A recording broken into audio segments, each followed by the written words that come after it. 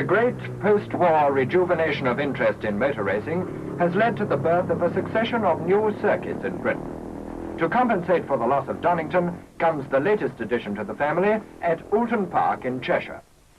Like Donington, it is enclosed upon a private estate, formerly one of the stately homes, and much money, time and effort has been expended to bring course and surface alike up to the highest international standards. A trip round the mile-and-a-half circuit, soon to be extended to double that length, brings us from the straight at the start into the first bend, a right angle appropriately called Old Hall Corner. And when an experimental closed permit meeting on August the 8th brought a selection of Formula 2 and 500 machinery up to Cheshire, it didn't take long for the boys to find their way around this one. The power behind this venture, and I don't mean those double-knocker Nortons, is Cheshire Car Circuit Limited, an organization of businessmen proposing to run the circuit as a business.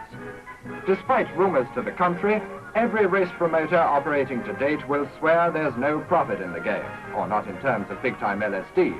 But seen from the driver's point of view like this, it's obvious that Oulton has much to offer, including an admirable short straight here for maximum acceleration, and as you can see, there should be no trouble here in getting the foot hard down. Not only do the trees add that natural road flavor to surroundings, so sadly lacking at most airfield rendezvous, they also provide an excellent vantage point for cameramen. Small boys of all ages, please note. But there's really no need to go bird's nesting when the roadside banks provide a natural grandstand. Next curve up is the Cascades, a long right-hand affair calling for eye for line and nice judgment for the gentleman in a hurry. Here's where the stylist can maintain a rev or two. Again, seen from the driving seat, the problem posed by the Cascades can be appreciated even at touring car speeds. By the way, the extension to make a 3-mile lap of it comes off to the left at this section of the course. Immediately after Cascades, the road sweeps on still further to the right and over a bit of a switchback. This spot, known as Range Corner, preserves a memory of Oulton's war service as a training camp. And if the Battle of Waterloo was won on Eton's playing fields, what Grand Prix triumphs may we look to in the future from Oulton Park? But soon it's in to top again for the fastest section of the course over Clay Hill. There's nearly half a mile here of gently curving road where once again acceleration will pay a dividend of seconds saved. Some comment has been caused by the width of road. Some say too narrow, most say no. After all, Donington has been the model here, not Brooklands. Oulton's as wide as the Nürburgring, and there's room enough to pass all round the course.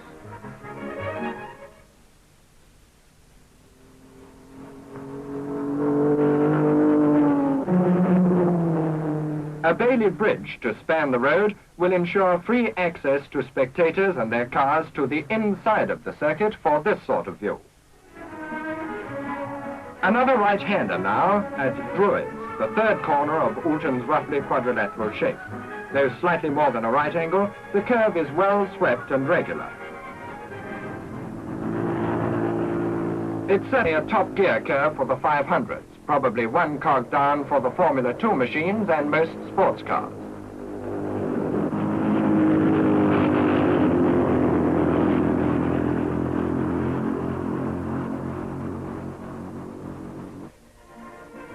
Out of Druids, it's a short straight, once again with some suggestion of a gradient. And then the final corner of the course, Lodge, the sort the gatekeeper lives in.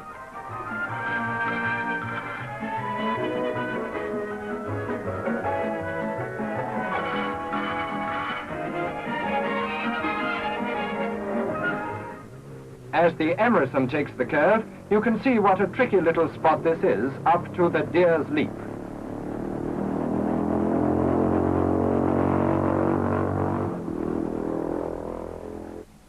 And the switchback here has the rear suspension working overtime.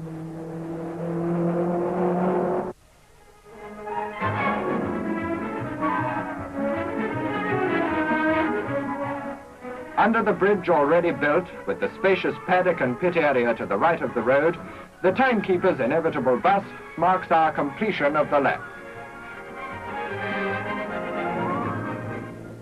These other gentlemen apparently wish to press on a little further.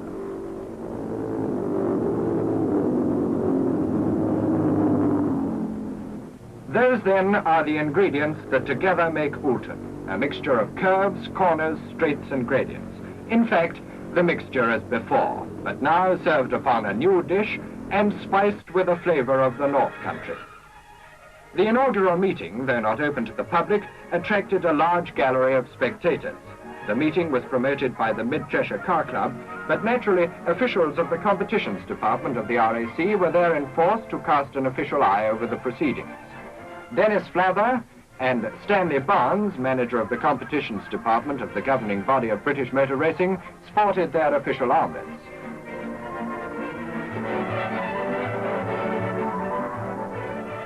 While Lawrence Pomeroy, Murray Austin and George Williams, Castrol Racing manager, celebrated the christening of Oulton in suitable style.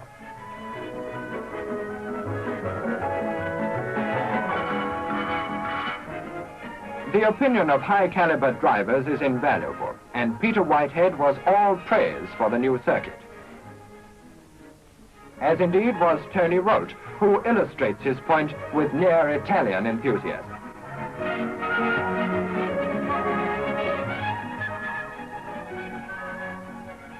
Needless to say, practice on the new course was particularly important, and the driver's briefing was undertaken with due care and attention to detail. There's never a shortage of able volunteer officials in British motorsport, but at Oulton's first meeting, they had to earn their free view with a vengeance, and the newly surfaced road called for some attention. And here, we venture to suggest, is an object lesson for all who undertake the vital job of flag marshal, all neatly to hand in order of priority. Now he only has to remember which is which. And here, recorded in film, is a moment in motoring history. For the first time, the circuit at Oulton Park is officially closed for racing by the clerk of the course. And as the official procession moves off on its formal lap, countless hours of enthusiastic toil, the lifeblood of motor racing, reap their just reward. For the first time, the quiet parkland of this corner of rural Cheshire reverberates to the roar of the pack on the starting grid. All lined up now. The flag is up.